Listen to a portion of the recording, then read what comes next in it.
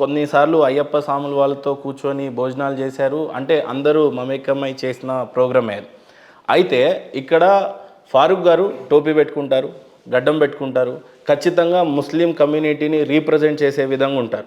ఈ నేపథ్యంలో అయ్యప్ప స్వాముల వారు మాలలో ఉన్నప్పుడు అక్కడెళ్ళి ఆ ప్రోగ్రాం చేయాల్సిన అవసరం ఏముండింది? దాన్నే అంటారండి సెక్యులరిజం. మన కళ్ళు ఏంటంటే ఏదైతే సమాజం ఎటువైపుకైతే తీసుకెళ్తుంటుందో అందరూ అంటే 100లో 99 మంది ఒకవైపు వెళ్ళిపోతే ఆ దారే కరెక్ట్ అనుకుంటారు. కానీ నేను అలాంటి వాడిని కాదు. నేను సింగిల్గానే ఉంటాను, నా దారి రహదారిగా ఉంటుంది, నేను సపరేట్గానే వెళ్తాను. కానీ ఇక్కడ మీరు గమనించాల్సింది, ఎందుకు నేను ఆ మాట అంటున్నానంటే, నా ఆచారం, ఆహార్యం, వ్యవహారం, నేను ఎలాగైతే ఉన్నానో నేను ఇలాగే ఉంటాను. నాకు టోపీ ఉంది, నాకు గడ్డం ఉంది. మీరు హ్యాపీగా ఇన్షర్ట్ చేసుకొని మీరు బొట్టు పెట్టుకొని కూర్చుని ఉన్నారు. మీ బొట్టుకు నాకేంటి సార్ అడ్డం? నా టోపీ గడ్డం మీకేంటి అడ్డం? నేను ఇలాగే ఉంటాను, మీరు అలాగే ఉంటారు. మీరు నన్ను గౌరవించాలి, నేను మిమ్మల్ని గౌరవించాలి. There ends the matter.